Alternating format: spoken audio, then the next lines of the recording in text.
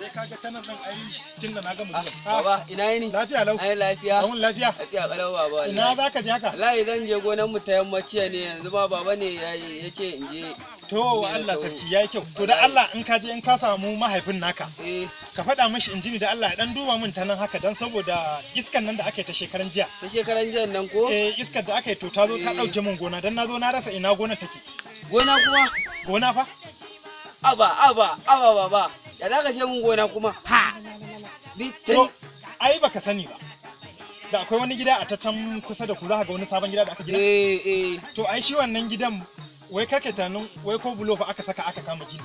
A'a ni ne nan naje na samo irin gida na shuka musu ake bashi ruwa har ya tashi ya girma haka ai ka dauka wai ko wai gina shaka kai amma gaskiya kai dan baiwa ne baba dan baiwa gida fa gace fa irin gida to ni lokacin da ina matashi na ina ji da karfi lokacin ina cikin yin mota da ina cikin aiki da motar Dangote na taba kwanciya a karkashin ta ina bacci ina farkawa haka sai mota sai ta makale min a kani ban sani ba sai da naje can wajen Usama mai aski ka san wani Usama na san Usama sai da naje nan layi ba layi to sai da naje yana cikin yin aski haka ya saka makana ya kwaso kawai sai ga mota da siminti har da mayara mota a ciki ce kaga dai ai wato ai ni kala abubuwa ni a jikina irin wanda yake faruwa da ni zaka sha mamaki kamar ni kenan da naje birni shekaran jiya ina tsula uwar wuta akan wannan keken na dan gidan Malam Isma'ila wannan kashe garbi to wai na je cikin birni ina wannan gadan Nasarawa take ko ta wane ta Nasarawa haka dai ita ina tsula wuta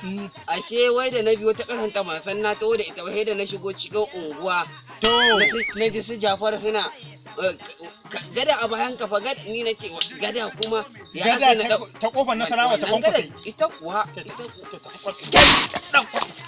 ni za ka yi ƙarya gada a bayan keke to Allah tuba wannan gada dai ko da dai gada katako ce amma fa wannan yaron fa ya rena mu to shikenan ai wannan oh my god